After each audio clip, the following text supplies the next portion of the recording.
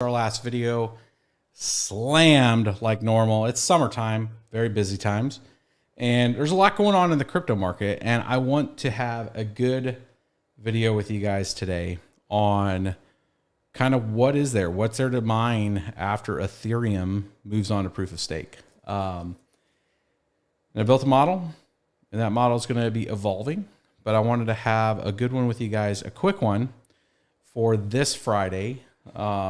And let's, we're going to get right into it. This is something that's been asked quite a bit from folks online, trying to understand the numbers. There was a really good piece that I will put out on the bottom of this video after it's done to a Bitpro article where they kind of go through the dire look of GPU mining, but we're going to peel some of those numbers back, and then I'll kind of go through what I'm looking at, how we're going to address it from our side if and when Ethereum starts to move over to the merge.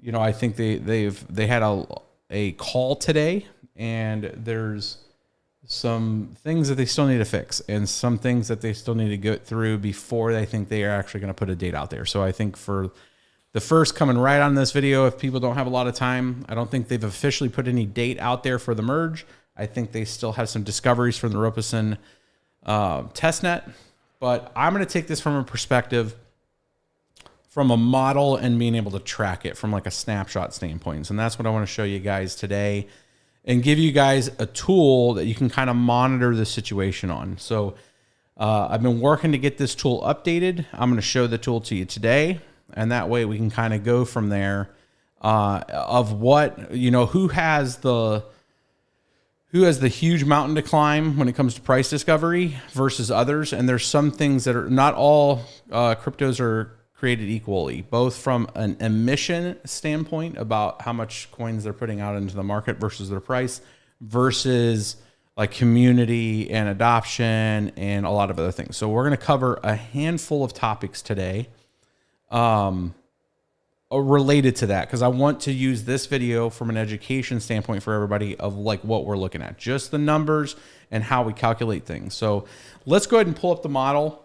We're going to try to keep this one to a 20-30 minute video for you guys, and then have some follow-up videos from this that are smaller tidbits on the updates to the model. So let me go ahead and transition us over to that model. That's our new transition screen. It's supposed to actually have a BBT logo there. We're working on it. So this is what I have right now. This is the BBT mining model. I've had links to it before. We kind of just threw this live stream together today. It will be in the description below when we're done. This is going to be a shared, mining model, and this has lots of old content in it, and this is kind of the new content. So the version history over here kind of shows things that I've added since the beginning, and then there's some API calls here. So in the back end here, there's some APIs that pull this data. I think I have it set every like 15 minutes or so. It pulls the latest information into the sheet, which then populates this for us and allows us to see kind of current price of things. And it's not looking real hot. So we have ETC, I think Ravencoin, and maybe Flux. I have those coded up. I need to still code up Ergo, Firo, Conflux. And we'll put a handful, if you're watching this video and you want other API calls added to this sheet for other coins, just put it in the comments below, and I'll see if we can get some more things added to this. But this, again, is going to be a model. And so essentially what this model is showing us is what is the daily current revenue generated from an emission standpoint when it comes to a GPU mineable coin. Now, again, we know that it's not just GPU mineable. There's more than just that, right? Let me pull these up here for you guys can see me too when I'm talking. Here we go. And then this, got the new build here. So this is just, I'm going to walk you guys through the spreadsheet real quick. So we have essentially current price, and then this current value you can see here is just essentially the current price times the full units per day, which is just how many, a single Ethereum, how many are produced in a single day, provided that, and there's some variance to this because it's all about block time times, the block reward. So the full units per day, I should put a little caveat here from a comment. This is predicated on ETH emission and miner tip plus fees that are not burned. So because this is what we would end up getting, right? So these things will be a little higher. So if we just took the 2.0 coins per block, so if the average block reward here, which I don't have tied to the API right now, the API right here would show current rewards here right now. So block reward right here is this. So all I would need to do is come in here and update this particular field equals this API field. There we go. So it's actually 2.14 right now. And sometimes this can be 3, this can be 5, this can be 10. Back in the day, it was like up to 10 per block. So this is a snapshot. And the basic concept of this is that it's capturing at least some kind of aggregate of like what is a block reward. I like taking like the last daily rewards and what's the average block time there to kind of get a snapshot in time. But let's just take it from here right now. The average block reward right now is 2.14 from ETC. Now remember, ETC had, and I had a mistake on my first post of this, ETC has an emission schedule that is reducing just like Bitcoin, where this is the ETC, Ethereum Classic block reward reduction. So in April 20 of this year, it hit its era 4, which dropped the emission from 3.2 coins per block down to 2.56-ish. So right now it's setting, I got it 2.46, but we're going to go ahead and add this one to the API call real quick too, just to make sure so it's 2.48 right now, not 4.6. So this gives us kind of more of a current, depiction. Ravencoin would have a little over this also because again, there's fees on the network. There's not as many as fees, but there's 0.04 fees because Ravencoin doesn't have a lot of volume right now. So as an example, so this gives us, based on this block reward times this many blocks per day. Now this is predicated on the 13.2 second block time times, that's essentially 4 blocks per minute. And that gives you that 5760. Now, the reality is sometimes this is a little lower, sometimes it's a little higher, but it's roughly around there. So then this would give us a total potential payment units of 12,365 per day, which you take this times the current price to give us the total revenue. Why does this matter? This matters because when ETH merge happens, we go from a potential revenue of everybody sharing the 1 petahash of Ethereum mining. So if we go to etherscan.io and we look at what's the total network hash rate. So the total network hash rate right here is 1 petahash. So it's 1 million gigahash. 1 million gigahash plus 61 terahash there. So that's a lot.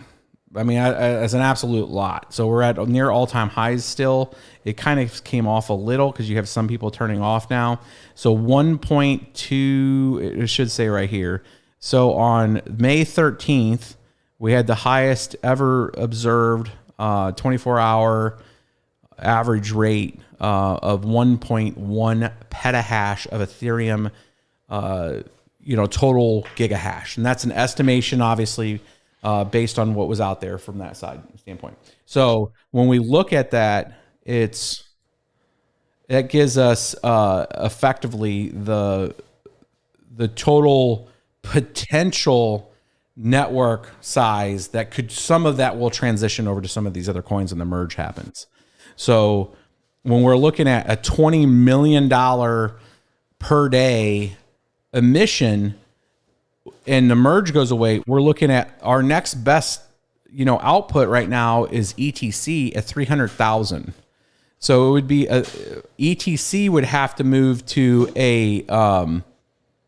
to match this roughly, it would have to go to what, 13, like 12, 16 or something like that. Well, no, more than that, 1,300 to roughly get, if it was to try to take on all the whole network, right? So Ethereum Classic right now is at $20. So you're looking at almost a 6,000% increase to take on the Ethereum network. Now, granted, there's going to be ASICs that are going to be hard coded just to ETH hash, and that will have some issues with ETC hash. But there are some FPGA style units that can be tweaked, and our firmware is upgraded and support go from ETH to ETC. There's not enough of a change for them not to be able to pivot. So it's not like a true ASIC where it's super hard coded just to Ethereum. It's actually like an FPGA controller board with a chip that can handle a little variation, and you have an ability to take those over. So, there's a lot of nuance and questions to what the separation of the network size is, and we'll get into that here in a minute. But this is our kind of size of pie. So if we're at 1.126 petahash and Ethereum Classic right now, let's take a look here. Ethereum Classic. Here, let's just do it this way. We can go to the mining pool status here. We can go to Ethereum Classic.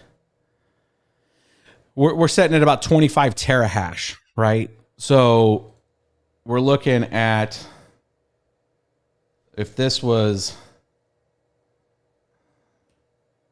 126, this is 25, right? You can see the network size difference. So if this was, let's say in the best case, it was 50%. This divided by 2. It's not working out with me here. This divided by 2. Let's say in the best case that these were ASICs that couldn't come over. That's 563 terahash, right? So then you're looking at a pretty significant, I think it's this minus this divided by this times 100. I mean, you're looking at like 90, it's close to 96%, like a massive order of magnitude, almost a full order of magnitude more, almost 2 orders of magnitude more to get to this, which is just crazily, like if this was all GPU mining, 563 gigahash, it would need to, like it's insane, the difference, right? The amount, like you would need to be at least half of this, right? So you'd have to be at least 750 of a price point to be able to take on all that hash rate. Now, this paints a pretty dire picture, right? Like if you look at Ravencoin in this particular situation puts out about $100,000 in daily revenue volume of output. That's how much the inflation is on it. To take on the entire Ethereum network, it had to be $5.63 at this point. And I know we did this about a year ago in March. The pricing was Ethereum or Ravencoin was about almost, I think when we did the EIP 1559, Ravencoin was about 16 cents at the time. It pumped up to about 27 cents, and we were at 5,000 coins per block, right? So, if the block reward was 5,000 still, it's still, that more than it doubles that piece there. It would be 185,000. It's still pretty far away, right? It wouldn't have to take that much because that'd be $40 million. But now it would be, 225 or 260, somewhere around there. If it was still at 5,000 coins per block. But it's at 2,500 and it went down to 2 cents. So this is the kind of situation that we're sitting in right now as an Ethereum miner or a GPU miner. And really, what's the next thing to mine? And the merge is happening in a time that is and we'll share this link for anybody that's curious with this as I update this model and kind of give us a snapshot. Let me transition back to this main screen here. So, what are you going to do? What are we going to do? People have vested invested hardware. And the question is, like, there's such a discrepancy. This isn't like if we were talking about this in March of last year, where we were kind of at the start of a real strong bull market, and you had 20-cent Raven coin at 5,000 coins per block. You had ETC at close to $120 to $175, and you had an Ethereum network setting at about 600 terahash at the time. So it's doubled since then, which means just a lot more people have came onto Ethereum, and that it's really pulled Ethereum away from as more participation has came online for Ethereum because it was still profitable. It's created this massive equity gap between all the other coins in a bear market. We're in a full-on bear market. There's no ifs, ands, or buts about it, right? So with Ethereum merging in a bear market and it being disproportionately higher on compared to any other network, it creates a very interesting set of circumstances for any GPU miner in this market, because now there isn't that gap to fall into or transfer over to when we're talking about half the network.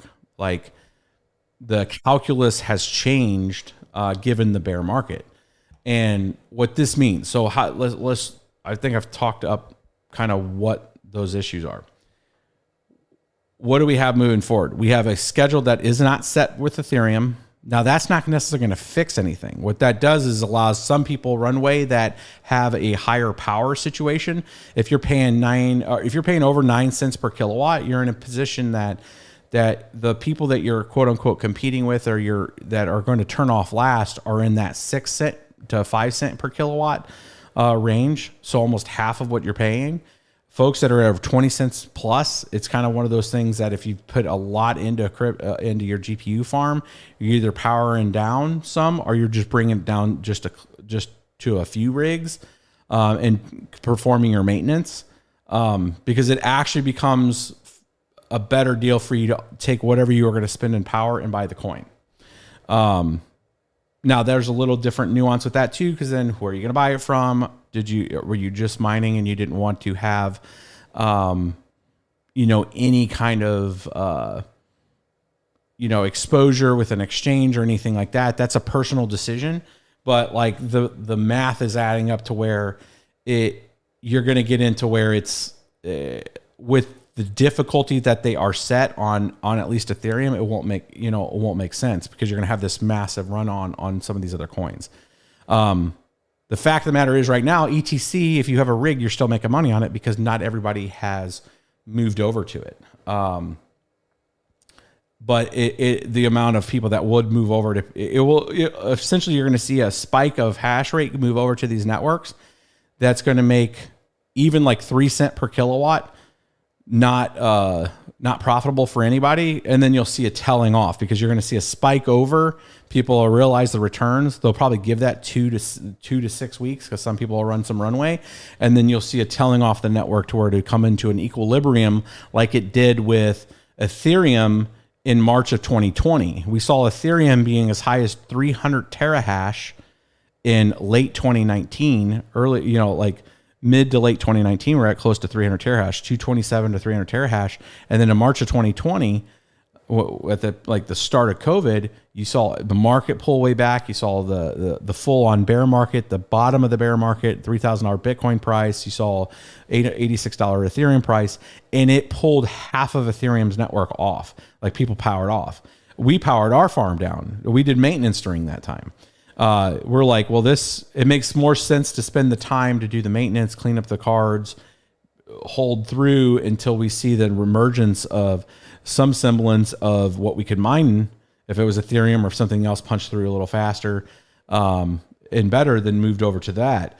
And, had a couple spec mining rigs running, because we were okay with paying those costs on those spec mines, because there was no liquidity centers, which kind of bring me to the next discussion point of, when we look at that stack, ETC, Ravencoin, Flux, Ergo, Firo, Conflux, all these other networks, what's the determination? Why do I always talk about Ravencoin a lot compared to like Ergo and Flux?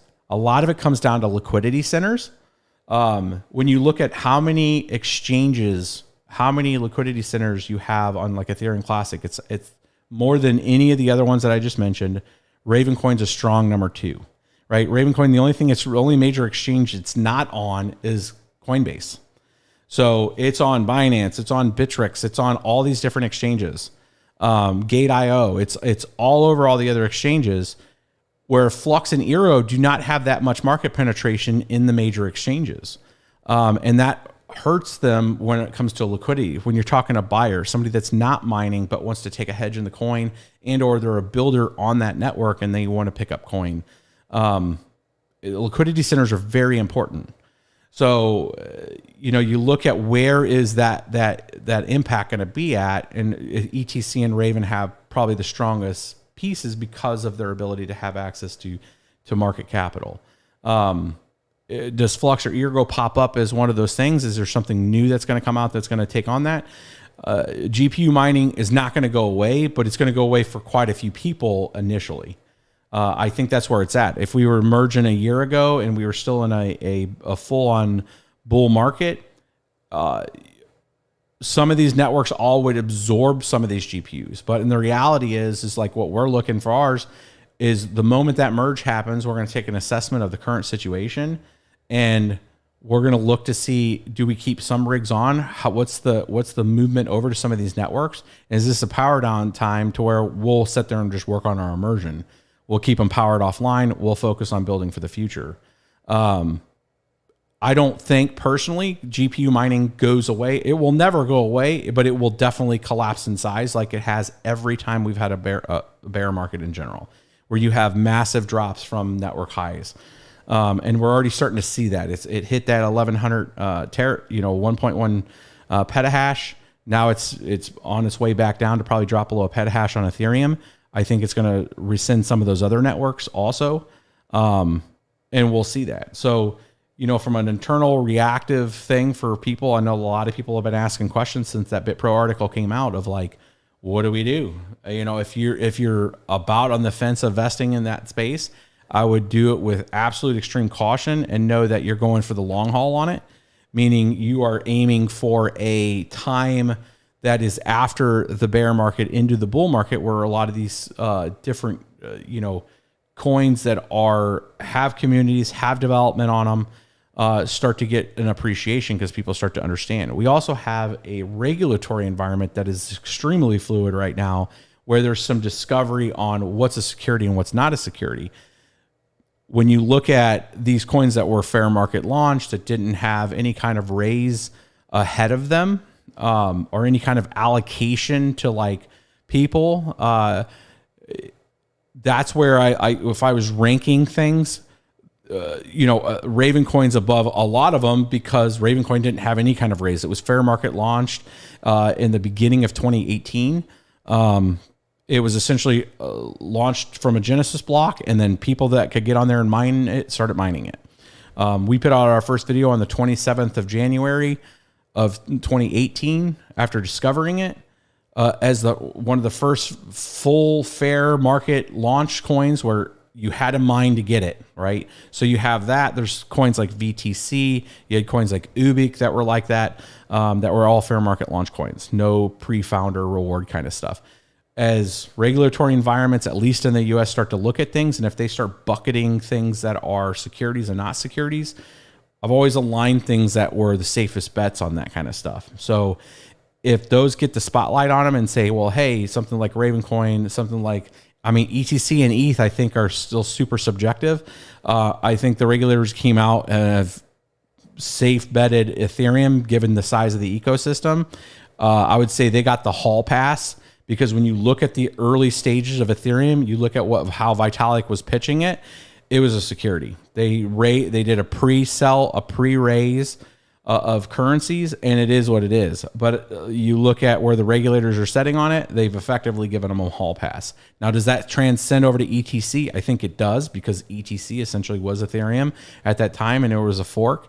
It's probably going to inherit that kind of grandfathering in. So you have Ethereum, ETC, Raven, all that are in that kind of aspect that where from a regulatory security side, relatively they should be fine. They unless the regulators come after Ethereum, who knows?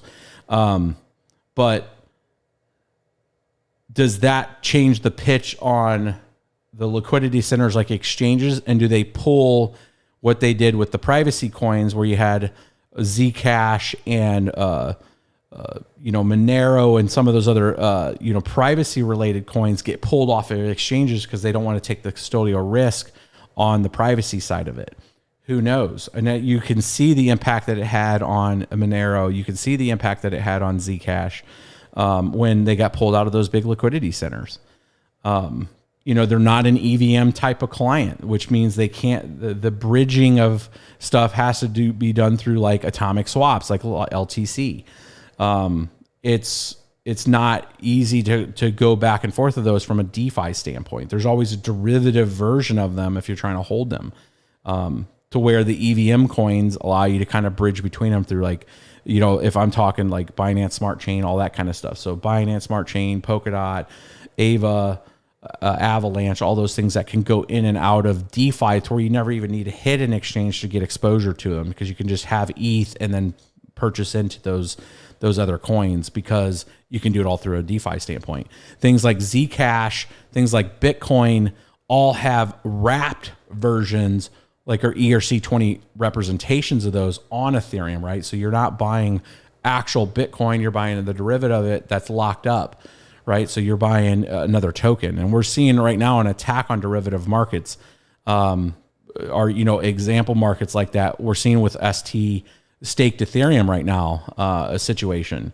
And that's kind of in development right now, with what's going to happen with that. Right now, it looks like it's going to be okay, but there's definitely with Celsius some stuff going on with the wrapped staked Ethereum coin, the ST coin, because people can't move their locked beacon coins, right? So there's a representative example as staked Ethereum representation of that. So how that's all going to play out is a whole other thing. So why am I saying this on a proof of work mining piece of it? What I'm saying is the ecosystem right now is in a discovery of kind of what's the next phase of things. We've had DeFi. In 2017, we had the ICO piece where there was a lot of raising through new tokens. We've had a lot of, unfortunately, failed promises to deliver on stuff. And then we've had algorithmic stablecoin attempts with Terra and the collapse of that. And now we're about to go into an Ethereum Merge that, based on today's call, looks like they still have some stuff to work on. I know they're working hard to try to get that merge done. But in a bear market where there's been some uncertainty right now, driving ahead for such a ceremonial change is going to not, I've seen a lot of people going, well, I don't understand why ETH's not pumping. Don't people understand the emission guidance? It's like, it has nothing to do with emission guidance. People are trying to make sure that the developers don't run headlong because they promised something, and now they're just going to YOLO this thing into the merge and not take, just say, well, that shouldn't happen or this shouldn't happen. We should be good here. The consensus and execution layer are different. People are on the edge right now because we're in a bear market and they can't risk it messing up. So running full headlong into this conversion is part of that issue. So it's creating a little more pressure for everybody on that. So that's by and large where this, I think, public sentiment comes. So from a GPU miner's perspective, what can we do? What's the point of the model that I was showing just here earlier? That model is to show kind of a snapshot of kind of where things sit in the stack. From this model development, what I think we can do is kind of show if we added a layer of an estimation of like how many ASICs are there, what is the true size of pie moving over from the gatherers of this, 20 million in revenue. Those 50% are larger entities that cannot bear the bear market. that changes things, right? Because that's the other piece of calculus we're not talking about is larger entities. While they may have some cash flow, they also have to show some return for their investors. And if they have to pause operations because it doesn't make sense mathematically for them because they have obsolescence plus cheaper power. It's not just about the cheaper power. Once you start having size, you got operations people, you got payroll, you got all this other stuff, you got maintenance, lighting, security, all these things that a home miner has, but in a much less overhead standpoint. So you'll start to see larger farms maybe potentially power off those parts of their operations or divest from those, and you'll start to see some of those CXP cards and stuff on the secondary market. And this is where we have cycles, right? So we had this cycle 3 times now in GPUs, 5 times in total, but it wasn't large enough in the first 2 cycles in Bitcoin to really impact anything. We've had 3 real big strong cycles in this industry to where you have like an exodus of GPUs and a ton of excess. So like people exiting GPUs. So then you have excess GPUs. And then you get them for a good deal. I remember buying 470s in late 2019 as low as $25 a GPU. And then 470s in the peak in this last run were going as high as $500. So you had a GPU appreciate nearly over 200 to 300%. Because everybody went for that rush. Is that going to happen again? Doesn't look like it. However, nobody knows what's going on with like ETC starts to take on some of this because we see existential issues with Ethereum moving into a merge. And then there's big issues. And ETC is still the proof of work chain that they can deploy their smart contract to. There's a lot of stability advantage in something like ETC, provided the developer community can move over. That's one thing that's like an immeasurable. Like you have a lot of things when you're planning risk and assumptions. One of the risk assumptions I look at is if something large happens to Ethereum that impacts it because of this merge, and or somebody that was a Geth programmer, developer, somebody on layer 1 execution layer to transition to ETC, a proof of work network that's not moving to a proof of stake network, it's not a hard switch for them, right? They're already developing under clients that are used by ETC. So that natural transition is a little easier. Is ETC going to get a surge of developers if there ends up being stuff with ETH? Are people going to move over to something like Solana? Are they going to move over to one of these other networks, like Polkadot or Cardano, right? Is that part of that community going to be there? And what's that user experience? Because we also look at it, I've been talking very heavy just on the proof of work side. We are the security blanket for the network.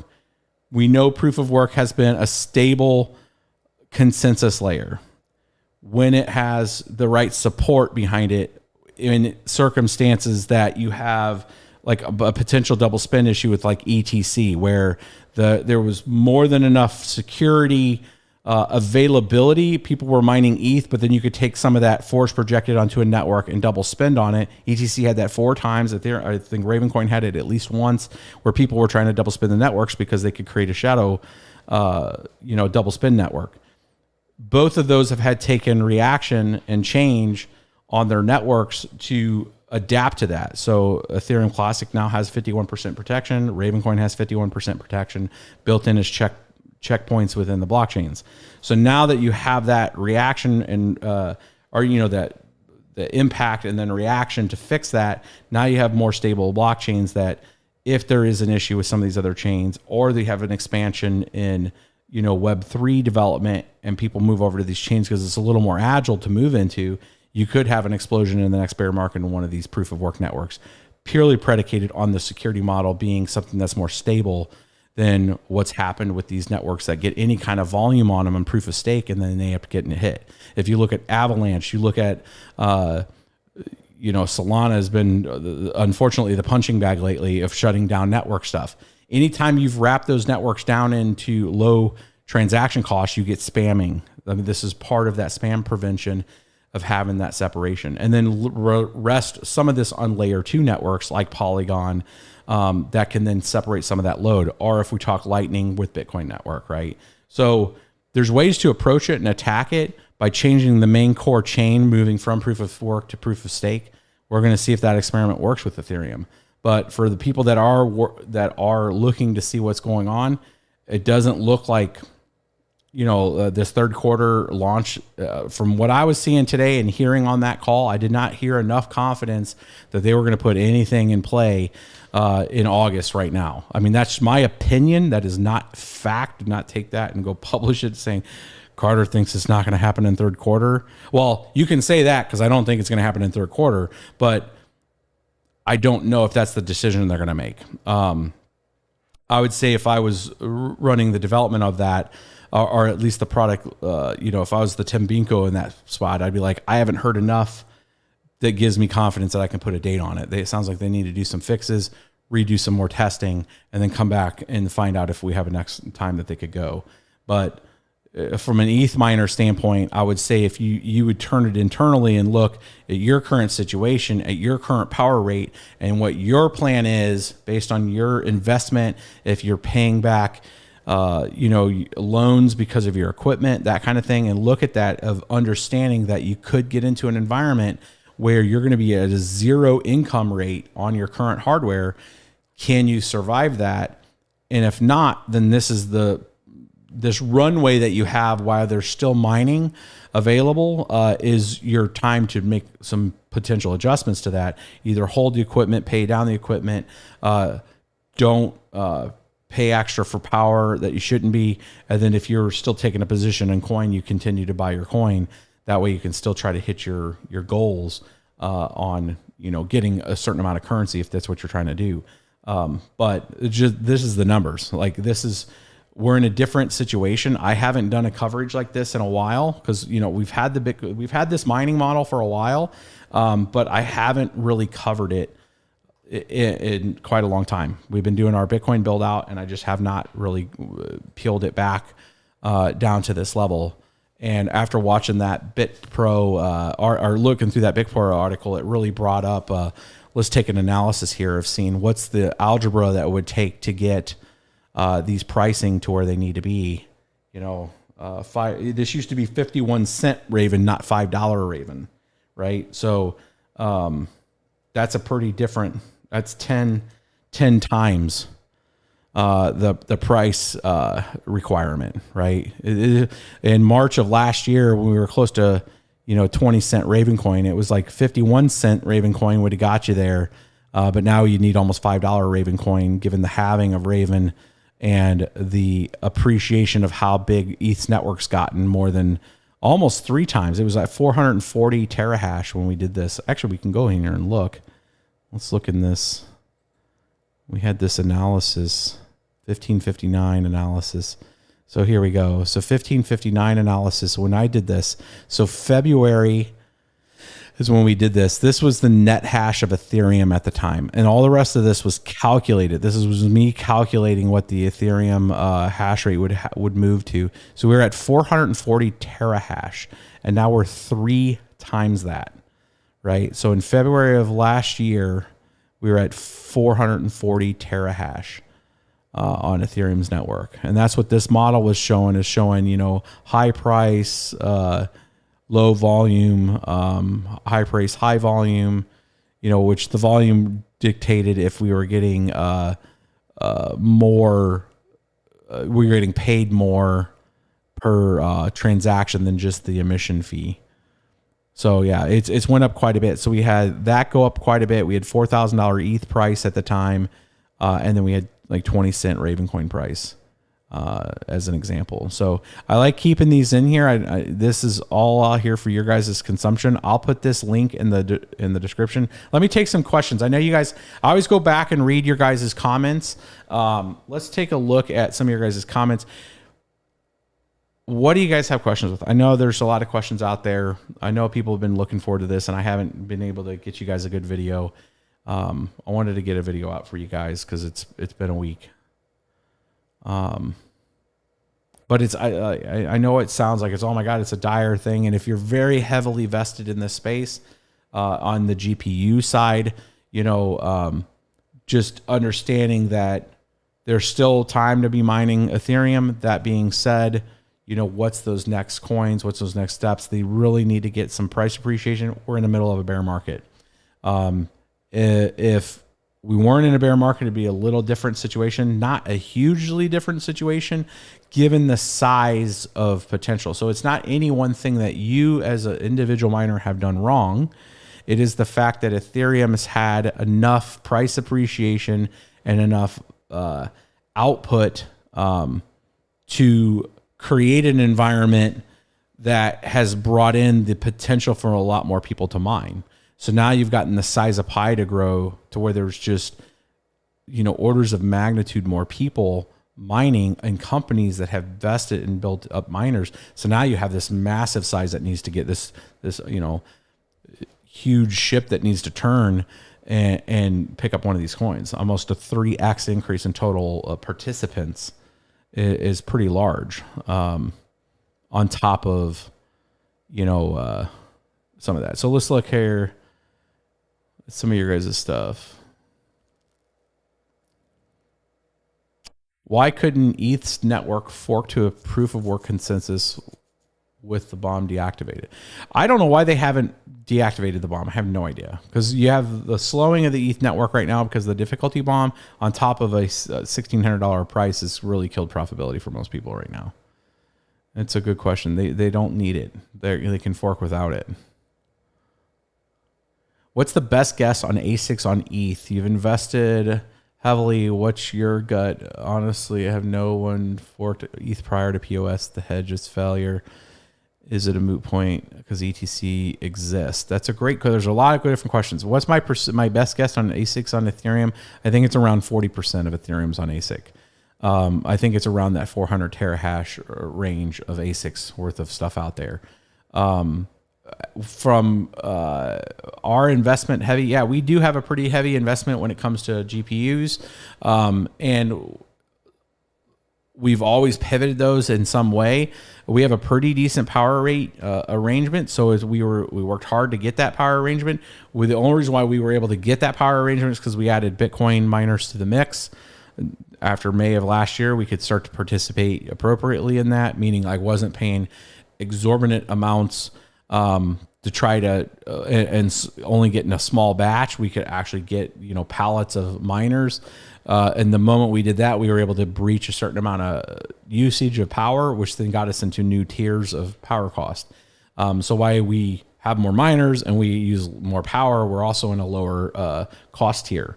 And when you when you're able to get an all-in cost under 5 cents, into the 4 cent territory, it changes the calculus on what's the risk on keeping 300,000 watts of GPU miners running. It lets them run a little longer. So we would take, just like we did in March of 2020, we would take a portion of those and power them off and either do some cleaning or make you just hold them until we have an opportunity to start mining something else. So we're a very pro proof of work and know that a lot of other folks are pro proof of work from a security model. And I believe that there will be price appreciation on some of these coins that will allow more people to participate. But again, like March 2020, where you had a massive drop in the entire market of everything, it's going to peel some folks off of it, and then it'll have its natural gain back in. Will Ethereum Merge pump Ethereum Classic as well for mining? I think there's going to be a handful of proof of work GPU mineable coins that will get a pump because of the situation of the focus of what's going to be next. Where's the GPU miners going to go? And those articles that come out are going to offer exposure to those coins. And what you have is a signal to noise thing that ends up happening. And people that may have limited experience in what proof of work mining is, they may take a hedge position in those coins, which then end up creating a buy volume on it. When the moment they come out and put a date on the ETH merge, and it sounds like it's moving for real, then I would what I'm going to look at, me personally, I don't know if this is going to happen or not. I think it will happen. You're going to start to see a spike in certain prices of proof of work coins that are GPU related, because you're going to see people hedging on what's going to take all of that potential GPU hash power. So it could see a pump of coins because of that.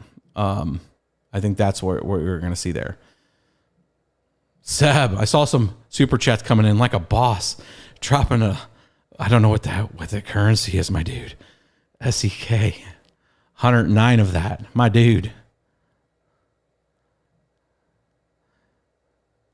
Let's see here. I would take a few more questions, guys, and then we're going to wrap this one up. Hopefully it's been a good one for you guys. I'm sorry for not having more of these on there. I know I have one that I'm going to be coming out after I finish listening to the ETH Dev call. I always listen to those twice. I'm making notes, and we're going to have a live stream potentially as early as tomorrow about the ETH Dev call. So make sure you're subscribing if you want to at least get notified to be able to watch that video. I'm going to break down the entire ETH Dev call and kind of give it a condensed version of that for you guys in English of what are they saying and what's moving what. So make sure you're subscribing to the channel for that if you guys want a kind of a developer view breakdown, but set in English of what things mean, kind of a roll up for you guys. I'm going to do that for you guys. Outlook looks grim. I mean, we're in a bear market. Outlooks always look grim. However, what I would say, and this is, I'll probably end it on this point. The conversations I have, the build that we're doing from a Bitcoin standpoint, the regulatory framework discovery that's happening, Senator Loomis's bill, multiple countries building and buying crypto. What happens in all of these, what you don't see is Fidelity Digital Services shutting off. You don't see a lot of the institutions shutting down. You have banks in Panama now starting to accept crypto. You have an emergence of, a lot of interest in NFT and metaverse stuff, people making tangible products. I saw Nike just signed a big deal with that to have like a NFT with shoes thing with QR codes and stuff. You're having a merger of this Web3 world with uniqueness and connection into these these channels. This stuff isn't going away, is what I'm saying. And what you're going to have is every time we've had a bear market, developers and teams build. They're like, you know what? I don't have to worry about price anymore. I don't have to worry about any of this stuff, and I can focus on building. That's what we're doing. We're building right now. We set funding aside to get this done. We work on other consulting stuff. We help a lot of other teams directly that need assistance and guidance on stuff. So if you're a developing team, a developer, you're building a product, you're building a solution in this space, we do consult for that kind of stuff too. This is I should shout out, we're going to have a free conference. It's actually next week in St. Louis. There's an Eventbrite. I'm going to put down here in the bottom of the description. We got free, you have to be over 21 for the beer, but there's beer that's being provided, food that's provided at our St. Louis headquarter location. We're going to be covering what to do in a bear market. So the Eventbrite will be below. We're going to be around 100, 125 people in total there. So if you're interested in coming to St. Louis, seeing us in person, we're going to be talking through those things of what you can do from a builder standpoint. What you can do if you have a small farm and you have experience and you're like, man, I got to shut my miners down. This was my passive income. You can build in this space. There's different types of task and work inside of Web3 in this space here. It's about taking that time, not worrying about price right now, and going and building functional content for customers and users in this space. These are the customers. These are the people using the utility of these crypto chains. As a GPU miner, you are providing security for the consensus layer. You have a relationship with the network directly. You provide hash rate, it provides you a token. That token happens to be worth money. It happens to be worth less money right now. That being said, the builders and the developers in this space that are building the rationale and utility for this are focused on that. That's what people do in times like this. So they can focus on the build. And that's what's happening with these networks. That's why I have confidence in it. It isn't a speculative piece. It's a functional utility that I'm seeing work and function and that are becoming part of this fabric of society in the entire world, not just with one country. So that's what I see from my vantage point of that there's developers and there's people working on this stuff to make it better.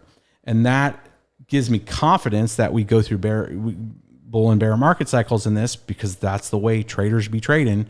And it's a cycle, and they shake out loose hands. They buy up the crypto, it pumps back up, and then lo and behold, people turn back on miners. So I look at it from that perspective. You got to have multiple streams of income in this space.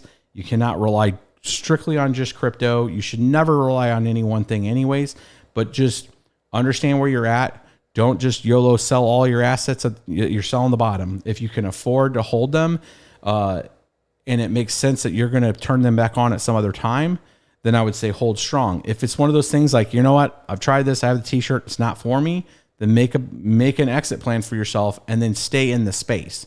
Figure out what makes sense for you given your particular situation. That's the best advice I can give to somebody that are looking for kind of a solution here based on, you know, they thought they were pulled in and be able to make some passive income on GPU mining. And it's the rug's getting pulled because Ethereum's wanting to YOLO into a discovery of proof of stake is going to be a thing for it. Just focus on the build piece of it.